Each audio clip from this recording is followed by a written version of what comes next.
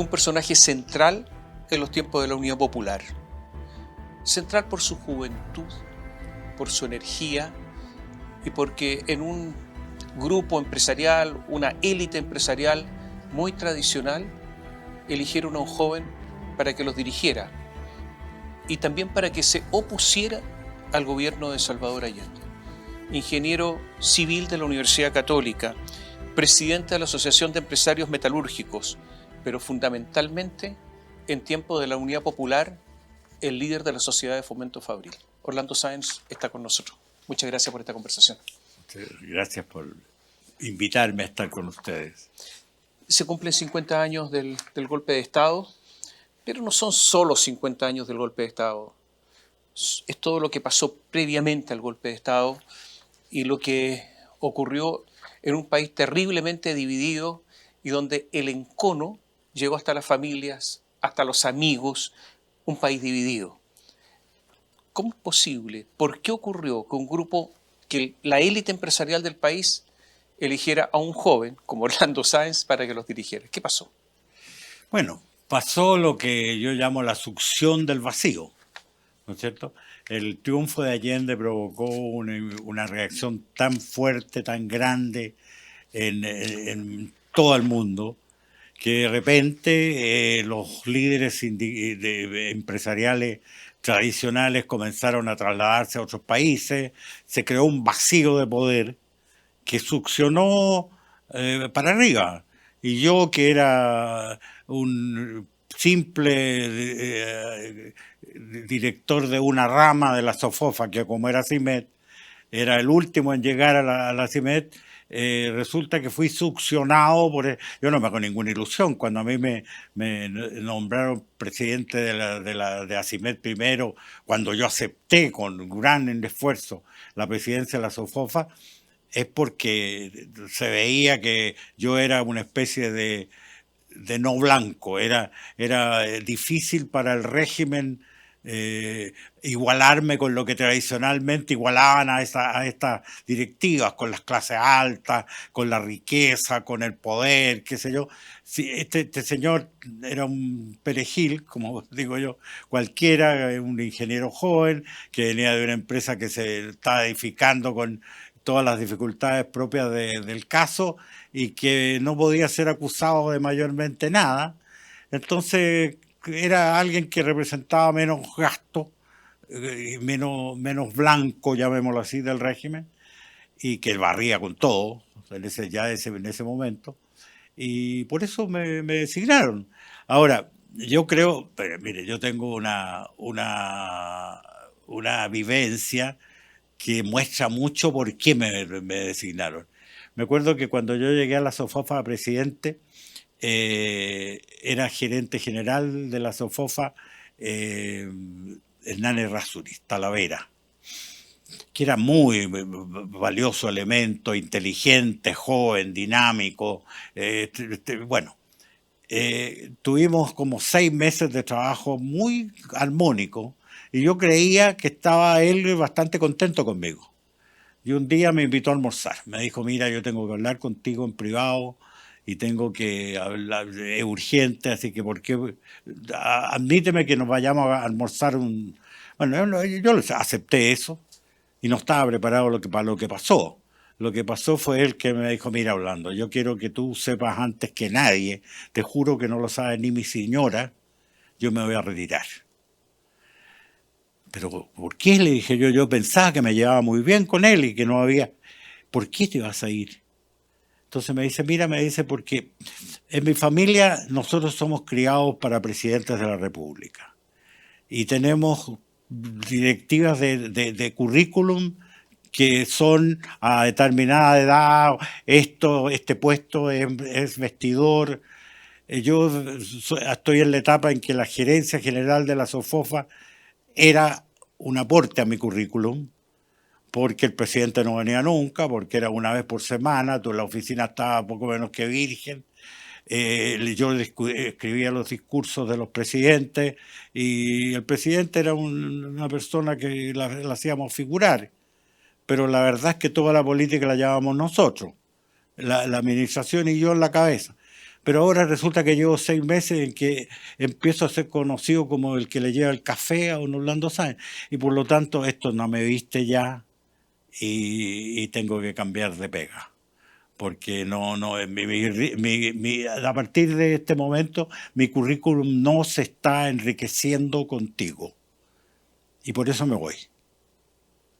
Yo le agradecí la franqueza, se la agradecí, pero al mismo tiempo me sentí hasta cierto punto incómodo de chequear en la realidad porque yo creía que había sido elegido. Creían que iba a ser una transición, creían que simplemente iba a ser un nombre más en la lista y no fue así, pero yo creo que eso fue mucho más mérito de las circunstancias que míos personales, ¿no? Orlando, ¿a usted lo eligieron para derrotar a Allende? No, no, porque yo, por ejemplo, en las condiciones que puse para asumir el cargo, una de ellas era lo que por broma y por medio en serio, llamaban la prueba de la blancura de Sáenz, que era que mi razonamiento era bien simple. Este señor ha sido electo por las buenas, con las reglas del juego, ha ofrecido un mandato, tiene derecho a ejercerlo. Y por lo tanto nosotros en una primera instancia, mientras él cumpla lo que le propuso a la gente, que está escrito, deberíamos colaborar con él, hacer posible esto, porque es el mandato del pueblo de Chile. Ahora, si nosotros a través del ejercicio comprobamos fehaciente y objetivamente que los objetivos del régimen no son los que dice tu programa, en ese caso vamos a entrar en otra etapa y ese momento, cuando llegue ese momento, yo les voy a decir cómo veo las cosas y qué camino yo seguiría de aquí en adelante. Y eso fue lo que hice. Entonces sometí a la SOFOFA a 3 meses de observación, de cautela, de medidas precautorias, sí, muchas al tiro, pero también de respeto y de búsqueda de acuerdos con el presidente. De esa etapa derivan mis muchos encuentros con el Salvador Allende de ese momento, que llegó a tener conmigo una franqueza y una cercanía desusada para la posición que yo tenía, ¿no? Y para la edad que yo tenía.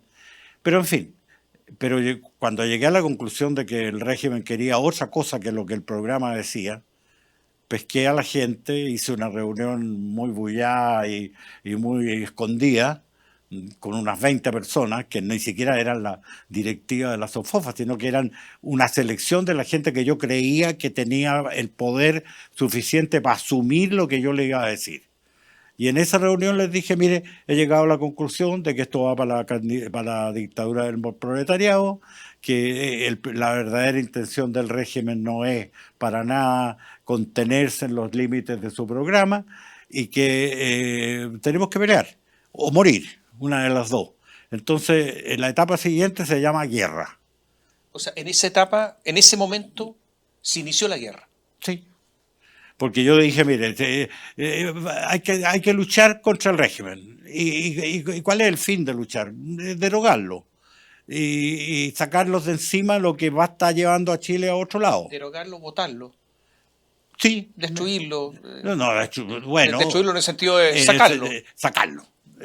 Quitarle el poder, llamémoslo así. Quitarle el poder de alguna manera. Que podía ser, cuando uno piensa así, piensa que el presidente, si ve que su programa no es factible, va a corregir y espera que el sistema tenga suficientes controles como para reorientar el asunto. ¿No es cierto? Lo que estamos esperando ahora mismo, si a eso vamos.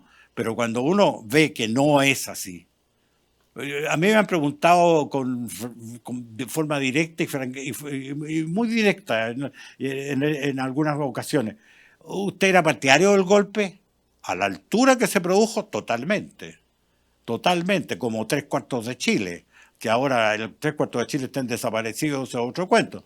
Pero la verdad de las cosas es que sí, al final cuando las cosas estaban en un punto en que yo juzgaba, creo que lo más objetivamente posible, que los mecanismos del sistema no estaban ya diseñados para corregir lo que había llegado a estar. Yo creo que los países sufren como enfermedades Y una enfermedad, si no se cura a tiempo, se agrava.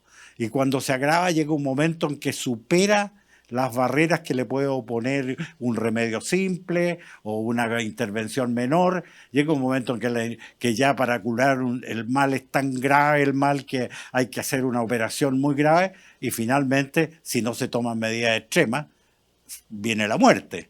Entonces, no es que uno sea partidario de una intervención militar como esto, sino que uno se resigna a ser partidario de una solución que no es la que desea. Yo soy un demócrata. Me encanta la libertad y me he sentido siempre orgulloso de que Chile sea un ejemplo en un continente que no abunda mucho en ellos, ¿no es cierto? De la libertad de Chile, el país más parecido a Europa en cuanto a los anhelos de la gente, de las costumbres de la gente, de libertad, de saber de expresarse libremente. Todo eso me encanta a mí. Pero llega un momento en que los daños son tan grandes que uno dice, caramba, ¿qué corrección tiene esta situación hoy día? Y hay momentos en que tiran la esponja a los propios políticos. No hay que olvidarse que al final del gobierno de Allende, tanto la Corte Suprema como el Congreso dijeron, aquí estamos superados por los acontecimientos. Y por lo tanto, en ese momento yo era partidario del golpe, ciertamente. Alessandri era el líder de la derecha el año 70, fue el candidato presidencial de la derecha. ¿Y qué pasó con Alessandri? Don Jorge para mí es a mí me pasa una cosa bien curiosa. Estoy ahora recopilando memorias y he conocido a 28 mandatarios. 28, tanto nacionales como extranjeros, y llamando conocer, no a estar en un cóctel con él, sino que haber tenido algún tipo de interlocución directa. Y entre ellos, por supuesto, los 10 chilenos. Todos, desde don Gabriel González Videla, ya lo conocí mucho después, de ser presidente hasta Ricardo Lagos. Lo único que no he conocido son Piñera relativamente, lo conocí poco porque era uno de los hijos menores de Pepe, de José, ¿se acuerda usted? De José Piñera, que era embajador de Chile ante Naciones Unidas. Con él tuve bastante relación porque era el embajador en los tiempos de los primeros meses de la Junta y conocí a toda la familia. Pero curiosamente al que menos conocí tal vez sea Sebastián, los hermanos los conocí mucho más y no lo doy por muy conocido mío. Y a la Bachelet no la conozco en absoluto, y para qué digo a Boric. De manera de que, y sin embargo, yo le digo, nunca he conocido un mandatario que se parezca a la imagen pública que tenía de él antes de conocerlo. Y el caso de don Jorge es emblemático. Don Jorge tenía para mí, yo lo conocí cuando ya me habían nombrado presidente de la SOFOFA y me dijeron, oiga, aquí es tradición ir a saludar a don Jorge. Entonces yo me preparé para ir como mocoso que era a saludar a este ídolo, a este ícono del empresariado chileno. Y me encontré con un hombre inteligentísimo, extraordinariamente lúcido, pero voy a usar una palabra irreverente, pero cobarde, terriblemente derrotista. Yo tenía que armarme de ánimo cada vez que iba a verlo, porque todo su decir era negativo. No, hombre, porque hablaba ya en un tono de queja, don Jorge. Mire, hombre, usted no saca nada con hacer lo que está haciendo. El poder del presidente es omnímodo. No se puede oponer a un presidente. Lo que más puede lograr usted es atrasar el desastre, es hacerlo menos doloroso. Pero la empresa está condenada a desaparecer en este país. Vamos hacia Cuba y esto no hay quien lo pueda evitar. Y bueno, cuando usted se encuentra con un expresidente del tamaño de don Jorge, que tiene esa actitud tan derrotista, que fue el primero en ir a vender acciones personales del Banco Chile cuando abrieron el poder comprador, que no quiso prestarnos ni la imagen para la campaña, la papelera no. Bueno, fue bien contrasta mucho con la imagen pública. Y eso me pasó con casi todos los presidentes. Entonces hablemos de Allende. A ver, yo diría, el principal adversario de Allende fue usted, Orlando. Algún dirigente político, pero Sí. yo tengo la impresión que en los hechos prácticos, usted. Por lo tanto, usted fue el alter ego enemigo de Allende. Sí.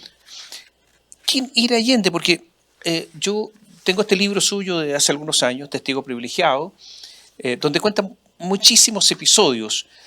Y dentro de estos episodios dice usted en algún momento, ¿quién era Allende? Dice, Allende era un hombre, una persona simpática y bastante sensata. Año 1971. ¿Y por qué un simpático y sensato después se transformó en este enemigo? Simpático y sensato. Y después usted dice, fino, atildado, elegante, vividor, epicúreo y mujeriego. Sí. Personaje muy agradable. Eso es cierto. También para las mujeres, obviamente, pero... Es que todo eso es cierto, pero es que hay gente así. Hay gente que, por ejemplo, Castro. Castro era un encantador. ¿A usted lo sedujo Allende? ¿Ah? ¿A usted lo sedujo Allende?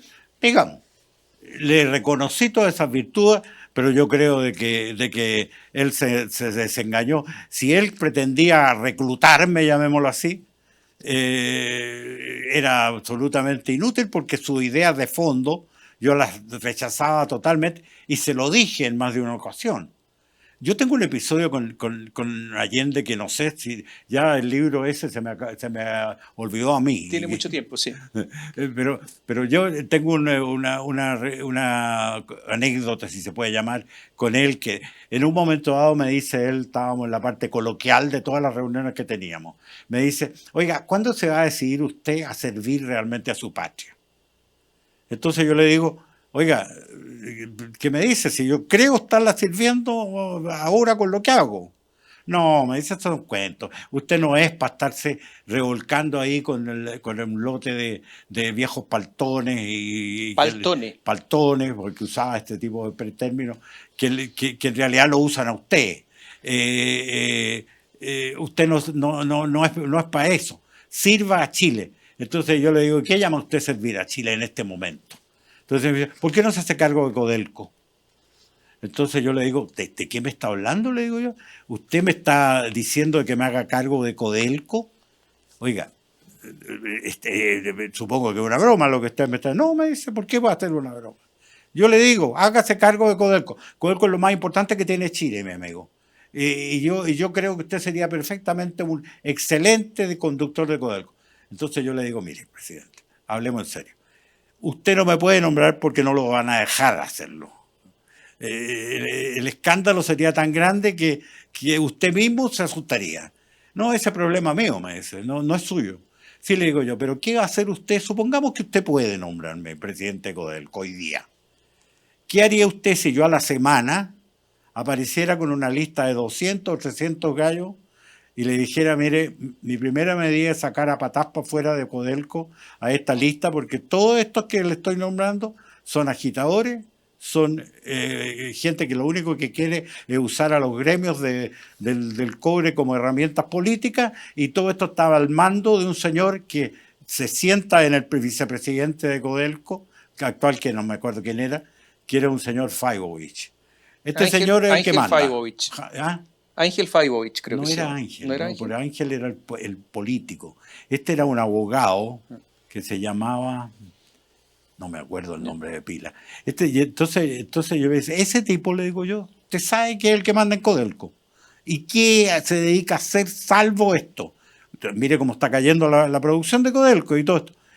¿Usted qué haría si yo le traigo la lista y le dijera, mañana están en la calle? Entonces él me contesta que para mí es la foto más clara que yo le vi a Allende. Me dice, mire, ¿usted echaría a la calle al compañero que durante 20 años, siendo un buen abogado y teniendo un cliente con billete largo, me acuerdo de la expresión billete largo porque fue típica y nunca la oí más, de billete largo a las 9 de la mañana esperándolo en la oficina, y sin embargo yo lo llamaba a las 2 de la mañana para decirle, un compañero ha caído preso en Concepción y quiero que usted lo vaya a sacar? Y el hombre se levantaba, tomaba su auto y partía a manejar a Concepción para sacar de la cárcel al compañero. ¿Usted lo echaría a la calle?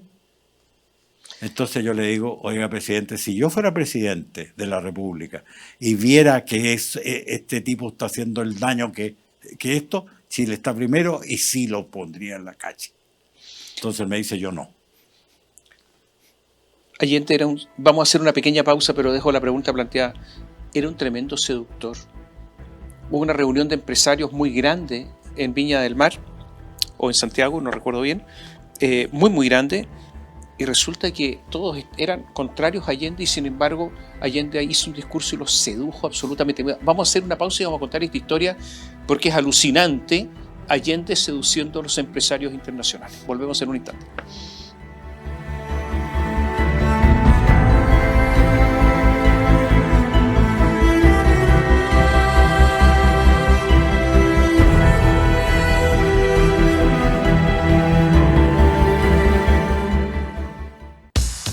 BioBio TV, canal 26.1 de la televisión abierta en la región metropolitana. De lunes a viernes, pasadas las 10, continúa tu mañana con el Expreso BioBio. Lo que está pasando y los temas más relevantes los conocemos y escuchamos al instante. Acompáñate y viaja junto a nosotros. Expreso BioBio.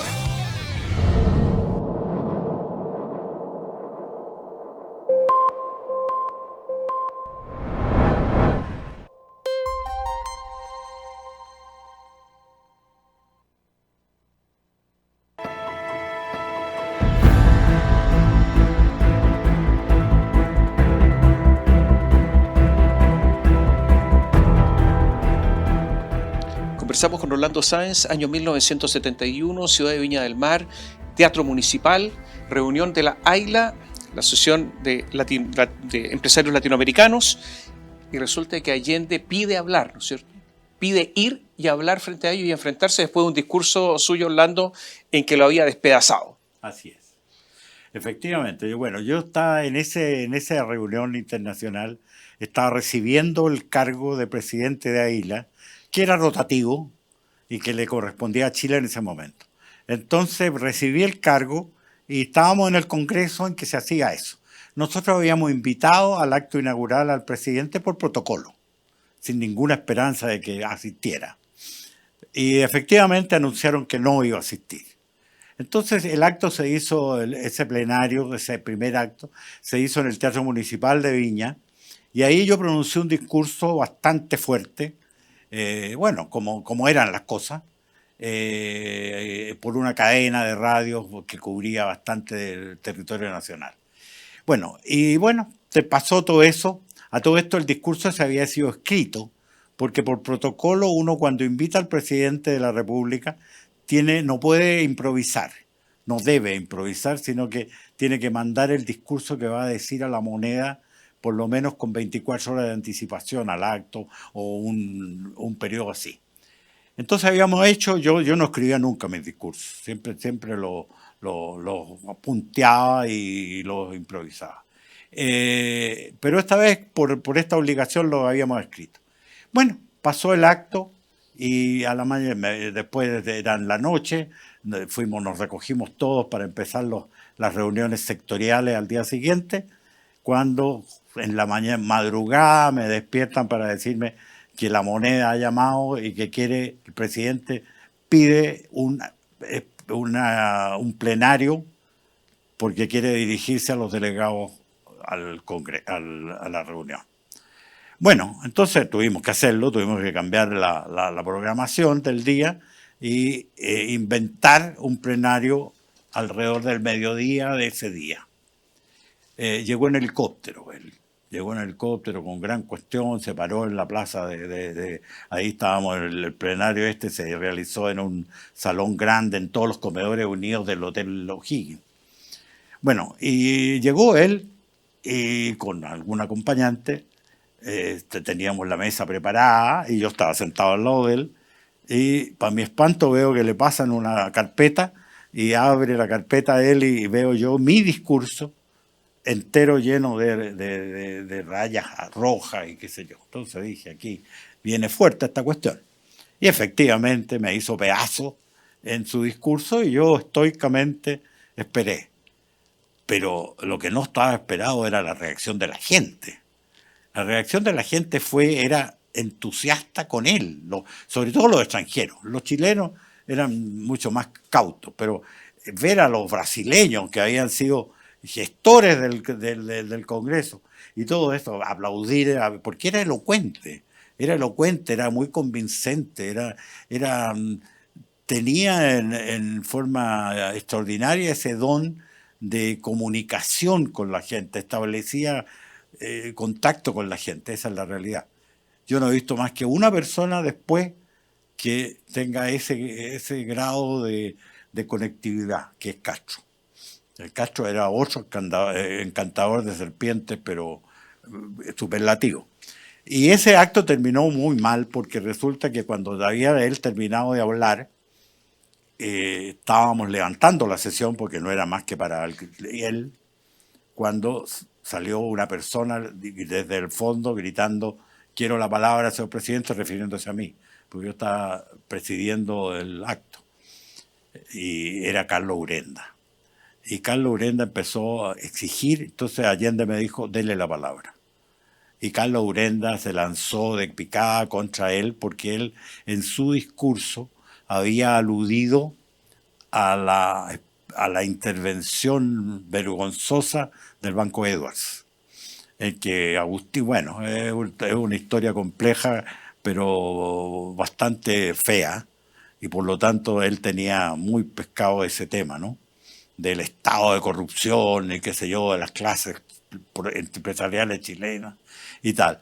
Entonces, yo recuerdo muy bien que él, cuando Urenda lo trató de decir: mire señor, está usted insultando a una persona que está ausente y no se puede defender, y eso es una cobardía. Y Allende le contestó en forma brillante y terminó con una frase que levantó una ovación. Dijo: quédese usted con la moral de los Edwards, yo me quedo con la moral del pueblo. Entonces, que es como el mensaje típico de la extrema izquierda, usted lo ve ahora incluso, ¿no? La moral superior, la moral en otra escala. Bueno, ese fue el caso en que Allende demostró. Después estaba tan contento del resultado de la cuestión esta, que teníamos un pequeño cóctel y estábamos seguros que él no iba a quedarse, pero se quedó. No solo se quedó, se sacó una serie de fotos, repartió. Allende tenía el complejo del florero, eso no cabe ninguna duda. A él le gustaba que en todo acto en el cual él participara, él era el centro, el que llevaba la batuta, el que ponía los temas, el que tal. Era así. Y es verdad que en ese momento mucha gente se acercó para que le firmara un autógrafo, un par de... Y le firmó un autógrafo en el ¿cómo se llama? El tirante del sostén a una chica que tenía en ese momento 18 años. O sea, ella se acercó con una libretita para que le firmara algo. Se formó una cola delante de él, con gente que estaba esperando, con papelitos, con libros, qué sé yo, con qué, para que le pueda escribir al fotógrafo. Y cuando ella llegó frente a él, tenía 18 años, creo, ¿no? Yo, de 18 años, era hija de Carlos Larraín, que era uno de los consejeros de la SOFOFA en aquel tiempo, de los ciento y tantos consejeros que había, y era una chiquilla de 18 años, bonita, qué sé yo, y en el momento de que ella le pasa el papel, la libretita que quería la firma, él, en lugar de firmar ahí, le toma de la blusa que tenía una blusa en redondo así, le toma la blusa, descubre el tirante del sostén y le firma ahí con él. Que fue una carcajada general, todo el mundo se rió y él gozó con el tema, y qué sé yo, estaba parado al lado de él. Así que me tuve que mamar el cuento nomás. Era extraordinariamente así Allende. ¿Cómo fue la última reunión con Allende? Terrible. La última. Mire, él, este trato así de tomar desayuno con cierta frecuencia, de una vez almorcé con él en Tomás Moro y qué sé yo, y en La Moneda,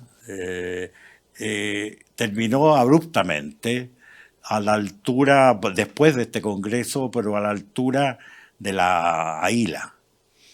Porque yo hice un discurso que a él lo irritó mucho. Y sin mandármelo a decir con nadie, al día siguiente el discurso me llamó por teléfono y me dijo, mire, su discurso de ayer es francamente subversivo. Y esa alusión usted al caudillo enigmático está dirigida a los militares. Porque yo había usado, en una frase mía había dicho, Chile espera al caudillo enigmático. Y esa palabra caudillo enigmático yo lo había sacado del título de un libro dirigido a propósito de don Carlos Ibáñez. Entonces, bueno, yo creí que el libro no lo leía nadie a esa altura, pero parece que sí lo leía alguien, porque él me dijo al tiro, esto mi amigo, le he preguntado a la gente mía qué interpretación le dan a su discurso, y yo la tengo muy clara, es un discurso subversivo, y mi amigo, hasta aquí nomás llegamos. No quiero saber más nada de usted. Ya, perfecto. Entonces, en eso quedamos. Y nunca más se dirigió a mí, nunca más.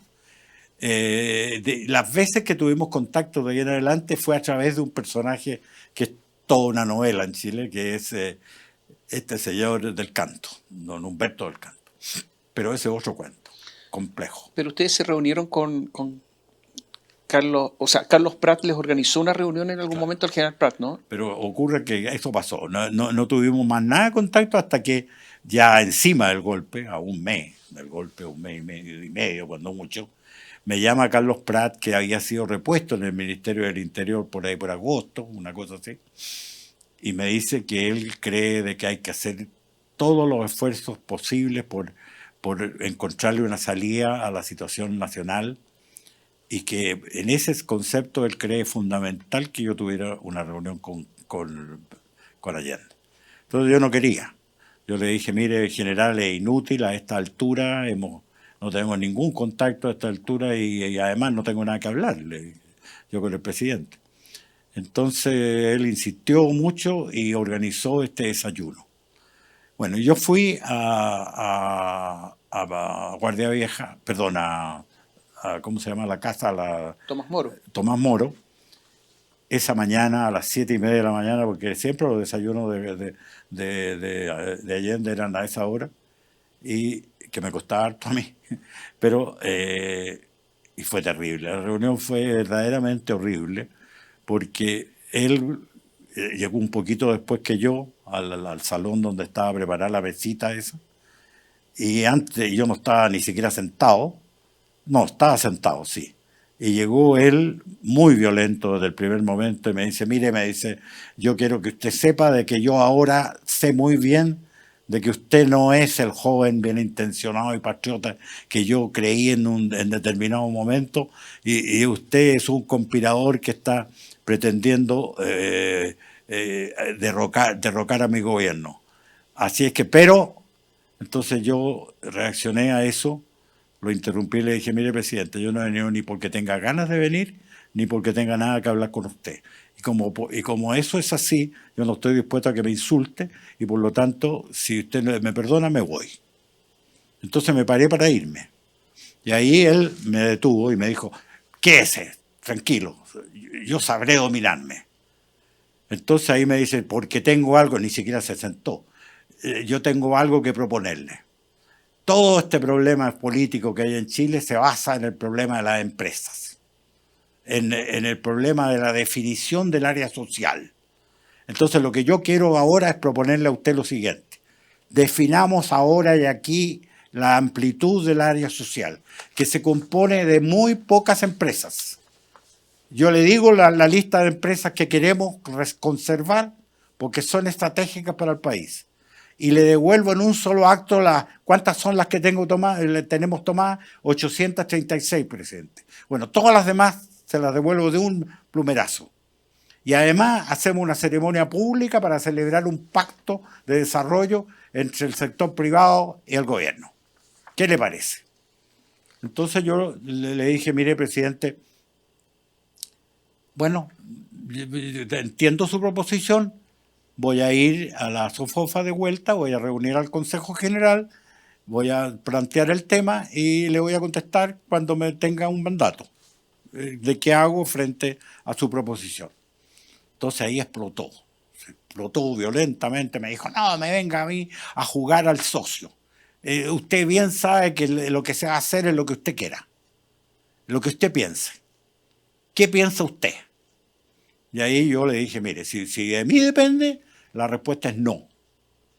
Y la respuesta es no porque usted no es capaz de cumplir eso, ni le van a dejar hacerlo. Y en segundo lugar, porque si algo he aprendido de política en estos 3 terribles años, ha sido que no se pacta con los derrotados, y usted está derrotado. Entonces él dijo, ahí se puso tieso, dijo, no tenemos nada más que hablar. Y empezamos a caminar hacia la salida. Cosa que era totalmente inusual. Cuando llegamos a la puerta de la casa, no sé si usted conoció alguna vez Tomás Moro. No. Bueno, era una casa enorme que tenía un jardín grandote y entre el porche de la casa y la puerta de salida a la calle había un camino de pastelones. Así. Me empezó a conducir a la puerta de calle. Y a medio camino, cuando íbamos a la mitad del camino, de repente se para y me dice, ¿usted cree que los militares van a dar un golpe de Estado por la fortuna de los Edwards? Parece que tenía una fijación con los Edwards, ¿no? Entonces yo le digo, mire, presidente, no van a hacer eso por la fortuna de los Edwards, lo van a hacer por la dignidad de Chile y por la seguridad de Chile. Por eso lo van a hacer. Que usted la ha mancillado. Y entonces me tomó la mano, se la puso en el hombro y me dice, toque esto porque esto va a ser carne de estatuas. Y las voy a tener en todas partes del mundo, incluso en Chile. Esa va a ser mi triunfo final. Y esa fue la última vez que lo vi, me dejó en la puerta. Yo me fui, me acuerdo que llegué a mi casa tan conmocionado que vomité todo lo que tenía de muchos días y me sentía terrible por la impresión fuerte de esa entrevista. Bueno, la siguiente vez que supe de él estaba muerto, un mes después. Yo lo sentí porque era un ser humano, tuvo un gesto de grandeza enorme, que fue su muerte, no era un gran hombre, pero murió como un gran hombre. Y por eso que ha dejado una marca indeleble en la historia que lamentablemente sus sucesores no están respetando. Cuenta una anécdota incluso de un favor que le hizo a Raúl Varela, Sí. que era opositor, pero sin embargo tuvo un gesto para que pudiera salvar su vida con un Exactamente, no solo, marcapaso. Exactamente. Esa era Allende, ¿eh? Ese era Allende. Yo le conozco a Allende 2 gestos de esa especie. Uno fue en el Congreso de Aila, cuando después de eso que le conté de la ceremonia, de la firma en el sostén de esta niña, de la Beatriz, cuando se clausuró el Congreso de Aila, la última acto era un banquete que yo le ofrecía a los presidentes de las delegaciones extranjeras. Y estábamos preparándonos con mi señora en el Hotel O'Higgins, que fue donde hicimos el epicentro de todo esto, cuando me llamaron de Santiago para decirme que había habido una colocación de una bomba en el jardín de mi casa, pero que no me preocupara, que había sido denunciado, que había llegado la policía, que la casa estaba siendo examinada y que mis hijos habían sido sacados de la casa por la gente de la SOFOFA y puesto en seguridad. Entonces, pero mi mujer se puso histérica con esto y empezó a decirme, mira lo que pasa. Bueno, estaba fuera de control ella, como era bastante lógico que pasara. Entonces yo también me ofusqué y pesqué el teléfono y llamé a Allende. Era tarde, era las 9:30 o 10 de la noche. Y estaba, porque tenía yo el teléfono particular de la casa de Tomás Moro. Y al poco hablé con una persona que le dije, mire, soy fulano de tal y necesito hablar con el presidente. Entonces, un momento, y apareció él. Entonces empecé yo a increparlo. Le dije, mire, ¿qué pasa esto? Estas son las cosas que pasan en su régimen, y esto que esto. Entonces de repente se quedó callado y de repente me grita, cállese. Está hablando con el presidente de la República. Póngame con su mujer. Entonces yo me paralogicé un poco y le pasé el teléfono a mi señora y él le dijo, señora de Sáenz, no se preocupe, la seguridad de su casa y de sus hijos es responsabilidad mía a partir de este momento. Hoy día ustedes dos representan a Chile, de manera que quédense tranquilo, haga lo que tiene que hacer como mujer del presidente suyo, y porque yo me voy a preocupar de su seguridad. Y mandó policías a la casa, en fin, hizo todo lo necesario para que nosotros nos sintiéramos bien. Ese fue uno de los dos actos que le menciono. Y el otro acto fue lo de Raúl Varela, que fue conmovedor, porque Raúl había sido el presidente. Cuando yo empecé mi periodo, él era presidente de la Cámara Chilena de la Construcción. Era un distinguido empresario de la construcción. Pero poco después cambió y cambiaron presidente los de la construcción porque él estaba afectado con un problema cardíaco. Y ahí fue que entró Hugo León a reemplazarlo en la Cámara Chilena de Construcción. Bueno, siguió adelante la vida hasta que durante el paro de octubre Raúl asumió por iniciativa propia, asumió la tarea de ser una especie de correo entre La Moneda y los 7 dirigentes que estábamos escondidos manejando el paro. Entonces iban y venían los mensajes a través de este hombre que se iba con su auto, volvía escondido porque había todo un enredo para mantener abierta, cuando de repente dejó de hacerlo. Y ahí nos enteramos que había tenido un problema, se le había agudizado su problema cardíaco y que Allende le había encargado a la FACH que trajera un marcapaso que en aquel tiempo, hoy día se venden en las boticas de la esquina, pero no era así en ese tiempo, para que se lo pudieran poner a Raúl. Y yo ese gesto a un fulano que era absolutamente contrario a él, uno de los presidentes de la Confederación, que había sido hace poco, lo pinta bastante de cuerpo entero. Allende era un hombre muy difícil de juzgar para que él lo conociera, porque era hombre de contrastes violentos, así. Le costaba entender a este tipo atildado, superficial, vividor, líder que además le gustaba esa pose, líder de masas proletariadas. Era una especie de transformación mágica de ese hombre atildado, culto no diré, pero sí refinado. Yo por lo menos nunca le noté una gran cultura, pero tenía cuadros buenos, sabía de arte. Yo soy bien aficionado a esas cosas, de manera que a mí me causaba contraste entre el populachero que se sube a un cajón para arengar a una masa con este hombre que se mostraba en la vida privada. Orlando, vamos a hacer un pequeño alto y le voy a preguntar por algunos personajes. Usted fue un enemigo acérrimo, no solamente de Allende, de Pedro Buscovich.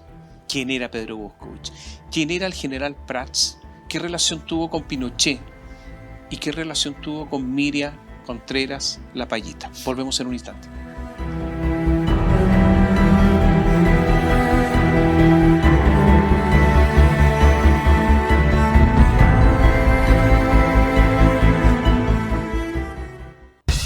Cada tarde podemos dialogar, escuchar, criticar y comentar, pero con respeto. Pasadas las 3 de la tarde, de lunes a viernes, podría ser peor, con Julio César Rodríguez.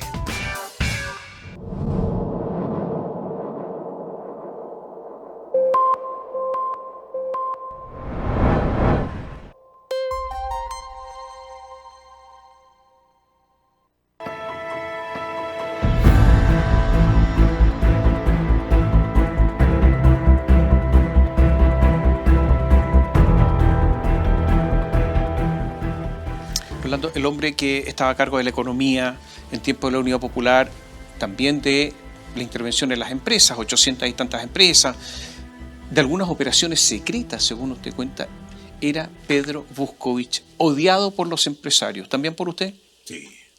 ¿Lo odiaba? Digamos, no sé si odiarlo, porque odiarlo es una reacción muy personal de uno, pero sí temerlo. Era un revolucionario.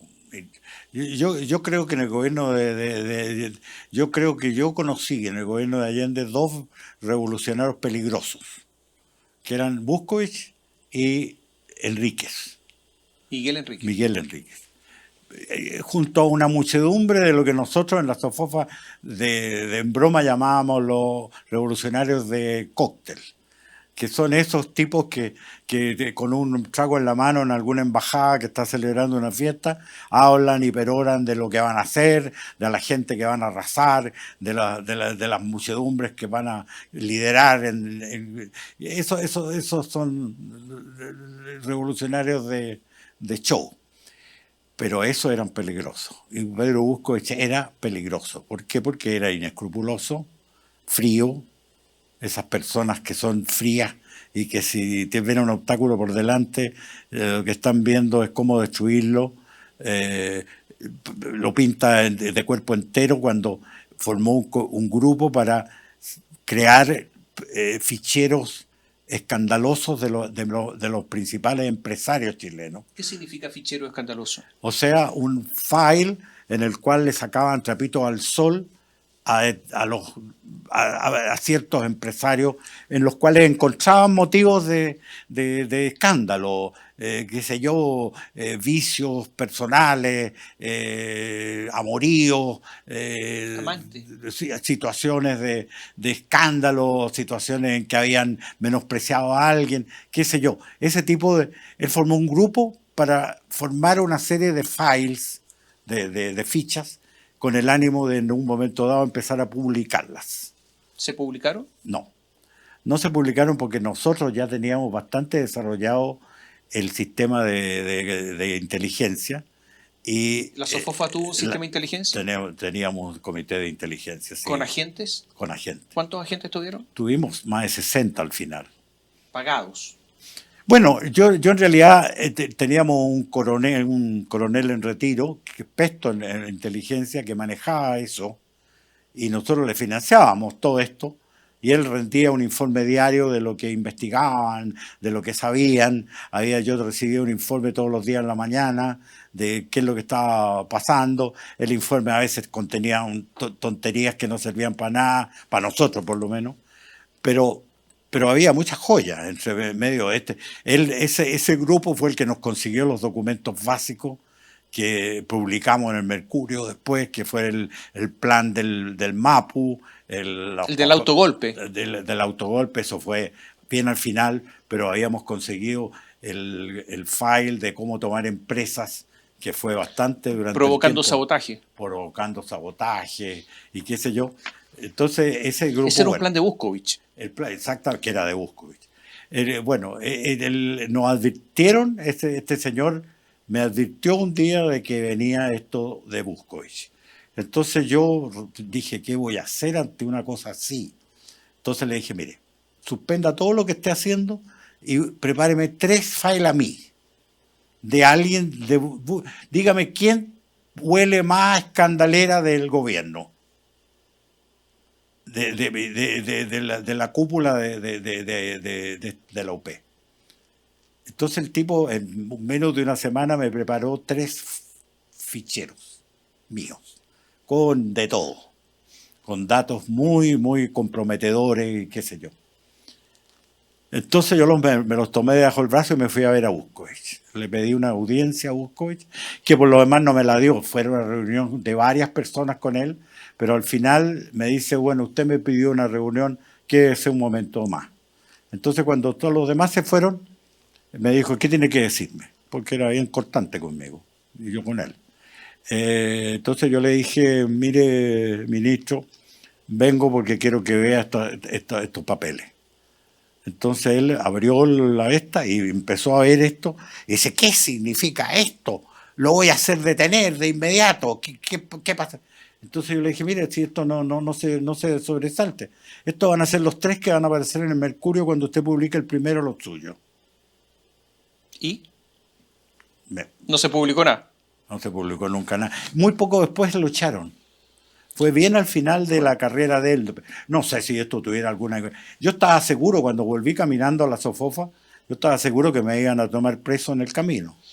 Pero no pasó nada. Usted conversó con el general Prats. ¿Cómo era Prats? Prats era un hombre, yo diría, muy bien intencionado, pero pésimo político.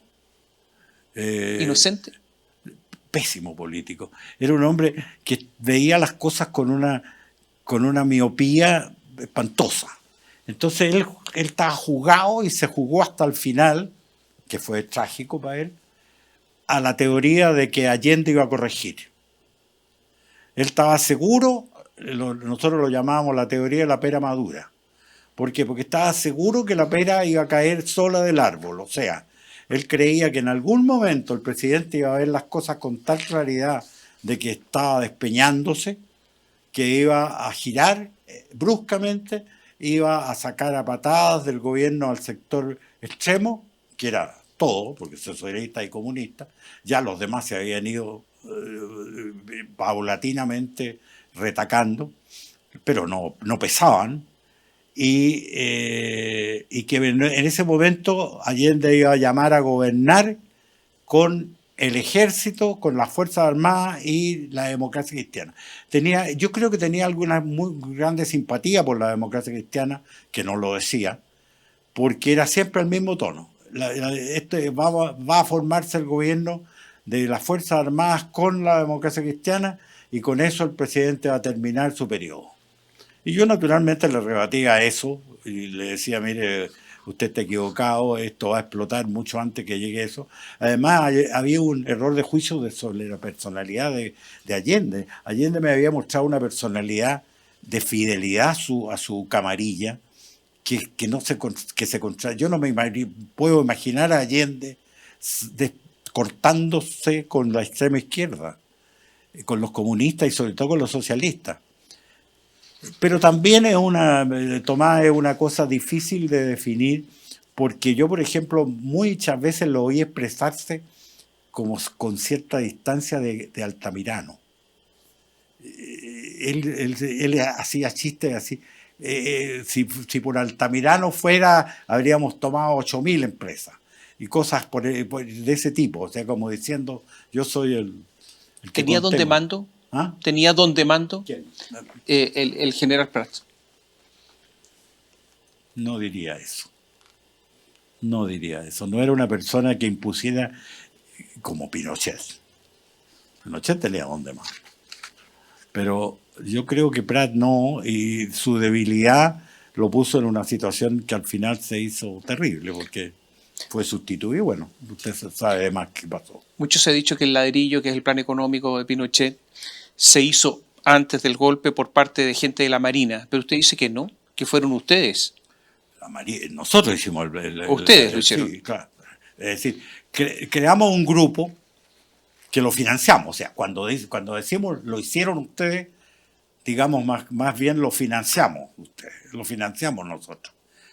Se formó un grupo que pusimos a la cabeza de él a una persona muy querible que era Undurraga, Sergio Undurraga. Y Sergio Undurraga tenía una convocatoria era un economista muy notable. Él conocía todo el ambiente de los grandes economistas que en ese tiempo tenía, y él les pagó para que trabajaran en la preparación del ladrillo. Por supuesto, y el ladrillo habíamos acordado con la democracia cristiana a través de Eduardo Frei, con los radicales a través de Julio Durán Neumann y con los gremialistas, que ellos nos iban a ayudar a que convocar a los economistas de su sector a que colaboraran con este proyecto común. Y la condición era que nosotros ese proyecto no lo íbamos a usar para efectos de propaganda ni de nada, sino que solamente lo íbamos a usar para informar a las Fuerzas Armadas a lo largo del tiempo sobre cómo se estaba deteriorando la economía chilena, nada más. Y nosotros íbamos observando cómo se formaba el ladrillo, y llegó un momento que para mí, para la SOFOFA en general y para mí en particular, resultó muy crítico, porque el plan que empezó a salir del ladrillo fue un plan que iba a destruir a la industria, que era nuestro sector. Entonces llegó un momento que nosotros tuvimos que hacer el sacrificio de decir, esto que se propone, que va a destruir en una parte importante la industria chilena, ¿podemos nosotros patrocinar que esto se haga? Y llegamos a la conclusión que sí. Que el sistema económico que está siguiendo Chile, no por Allende, sino que por unas décadas ya, era un sistema tan falso de asignación de recursos que si no se abría la economía chilena al exterior, era imposible comenzar a progresar realmente. Entonces nos encontramos frente a ese dilema, pero yo creo que en ese momento la SOFOFA dio esta señal secreta, llámalo usted, no asumida por muchos, de un sacrificio gigantesco, como fue el de patrocinar un plan que sabíamos iba a producir efectos complicadísimos en la industria. Sí, cuando nosotros hicimos todo esto, la industria chilena, el sector manufacturero en su sentido más amplio, representaba como el 28% del producto geográfico. Hoy día representa menos del 10%. ¿Y por qué? Porque se ha reconvertido la industria. Chile producía muchas cosas internamente que la única razón para producirlas eran los derechos de aduana. Entonces la ineficiencia del sistema era terrible. Y hemos sustituido eso a través de un tremendo esfuerzo y sacrificio que ojalá no se pierdan. Hemos sustituido eso por un sector productivo que es capaz de competir a nivel mundial, ¿no es cierto? Chile vive de ser competitivo en determinados ítems a nivel mundial. Entonces los recursos de Chile se han seguido utilizando en lo que verdaderamente rinde óptimos resultados. Y dejamos de invertir. El día que cayó Allende, Chile tenía creo que 6 o 7 armadurías de auto. Que era una cosa del loco. Chile en ese momento necesitaba 20.000 vehículos motorizados al año.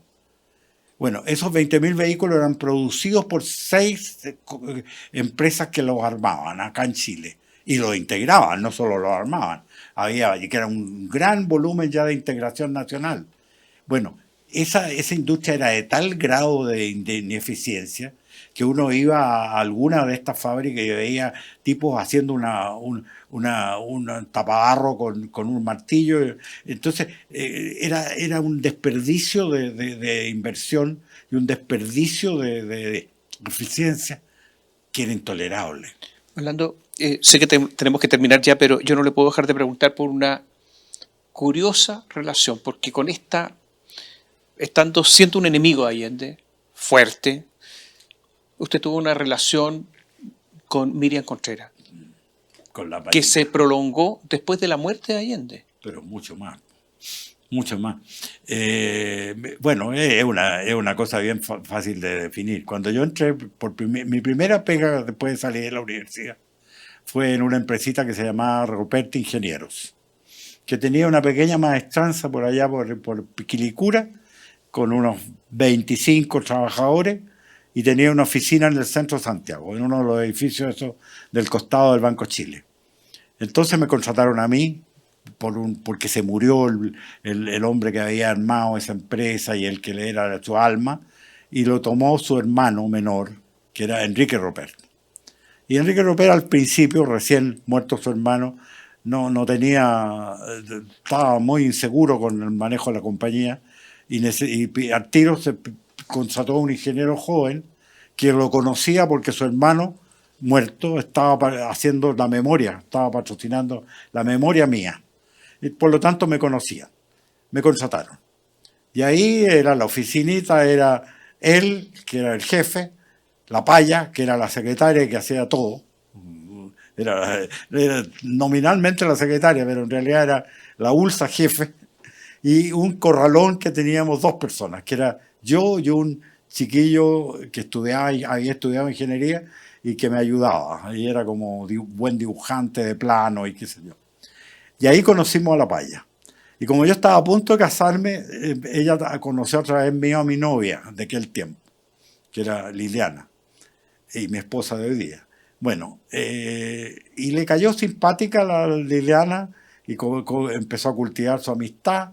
Y cuando nos casamos nosotros, que fue en noviembre, yo había empezado a trabajar en agosto con ellos, nos hicieron un regalo totalmente desproporcionado. Bueno, y ahí ellos se fueron a Francia. Ella estaba casada con Enrique Roper, tenía 3 hijos ya, de los 3 que tuvo.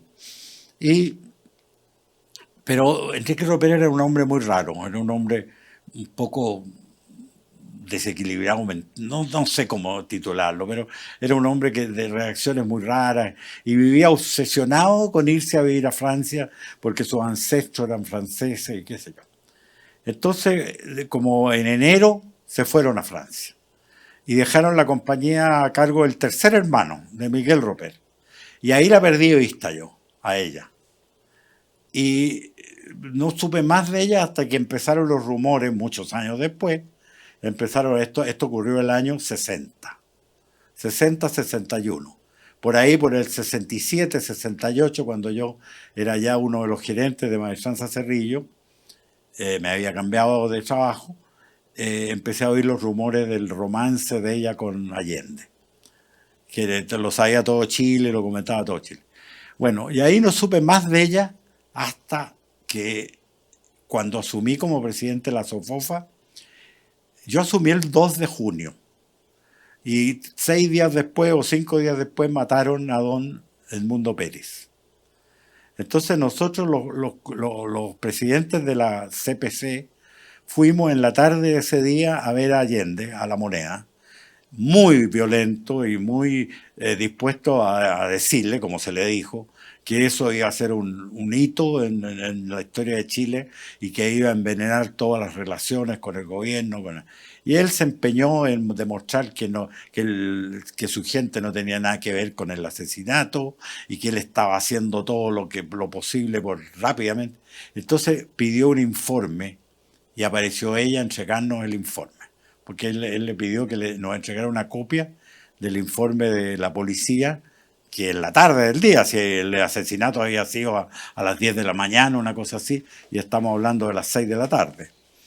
Entonces, ahí la vi, ella no dio ninguna señal de reconocimiento, yo tampoco, pero al día siguiente ella me llamó por teléfono para decirme, oye, mira, yo soy tu amiga, la situación no cambia en nada, esa amistad, vente a almorzar conmigo. Y fue la única vez que fui a almorzar con ella a La Moneda, a una oficinita al lado, una oficina no chica, pero al lado de la presidencial.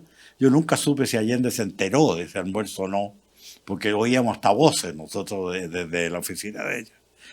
Bueno, y ahí ella me cantó las reglas del juego, me dijo, mira, yo soy tu amiga, siempre lo voy a hacer, te voy a tratar de ayudar en lo que pueda, pero y ahí me explicó su relación con Allende, que era una admiración mucho más de admiración y de adhesión ideológica que física al personaje, en fin, pero que ella era mi amiga, y la verdad de las cosas es que durante el periodo de Allende me habrá llamado 3 veces por teléfono, no la volví a ver, nunca físicamente, no la vi nunca más. Y las 3 veces fue para pasarme avisos importantes para mí. No duermas en tu casa esta noche. Te van a hacer una inspección del puesto interna, pero a todo full. Cosas de ese tipo. Y vino el 11. Pues. El 11 ya fue herida, como usted sabe. La sacaron en un comando del hospital militar y desapareció en Santiago.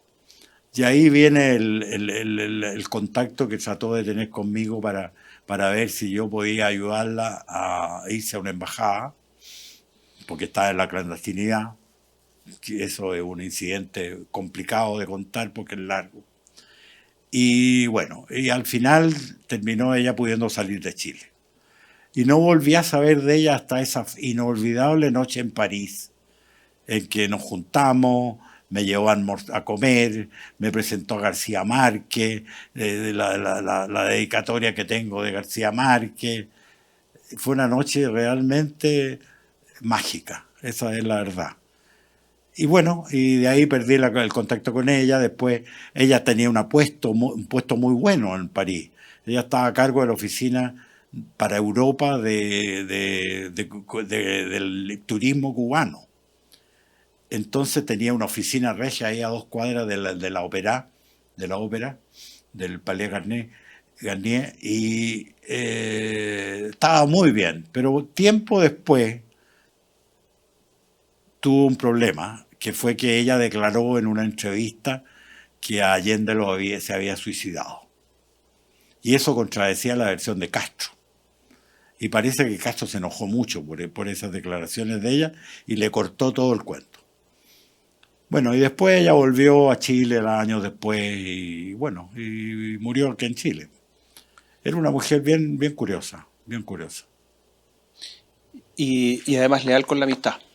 ¿Cómo? Leal en su amistad. Leal en su amistad, leal en su amistad. Leal en su amistad. Eso es completamente cierto y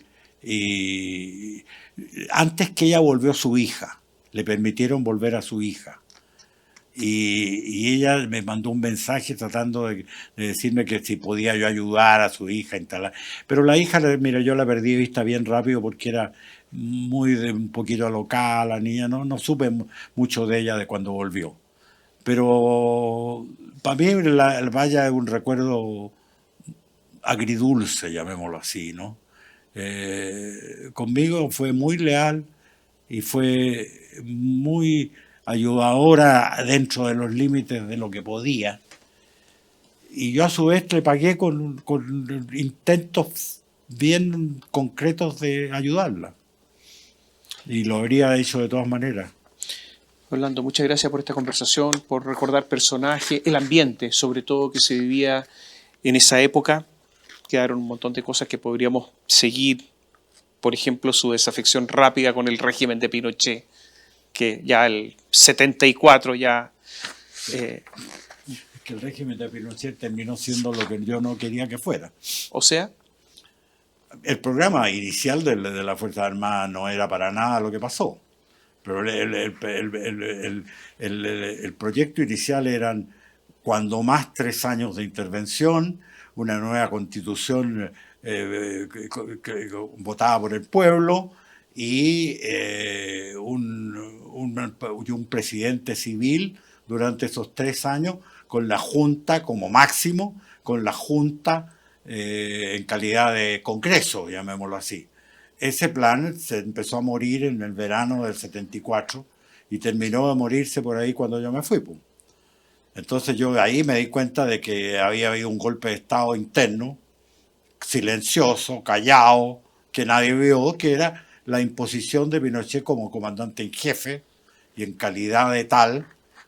Pinochet usó la verticalidad del mando en términos tales que yo considero, por ejemplo, muy injusto los ataques que ha habido contra militares que yo, desde mi punto de vista, equivocadamente, pero desde el punto de vista de ellos, lo único que hicieron era obedecer. Bueno, ahí entramos en un terreno que es difícil para uno que no ha sido militar, ¿no es cierto? Uno sobrepone la conciencia a cualquier cosa, pero ellos tienen otros valores. Y Pinochet se convirtió en un dictador por 16 años. Violando Entonces, derechos humanos. Caramba, que es distinto un dictador de 16 años que un régimen que restaura la democracia en menos de 3, ¿no es cierto?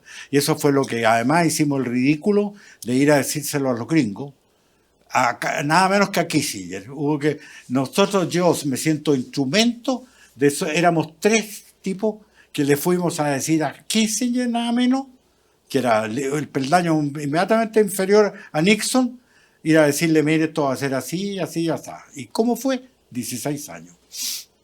Muchas ¿Era gracias. para enojarse o no? Absolutamente, gracias. Gracias por estar con nosotros. Muchas gracias por el testimonio. De que, Tomás, gracias a usted por invitarme. ¿Por qué? Porque yo estoy en el ocaso de la vida tratando de transmitir las cosas que vi. Por eso que me llamo testigo privilegiado, porque he sido testigo. Trato de no opinar yo, de dejar que la gente, conociendo hechos, tenga su propio juicio. Y por lo tanto, programas como el que usted me invita son para mí valiosos, muy valiosos. Gracias. Y a ustedes muchas gracias. Gracias por seguirnos.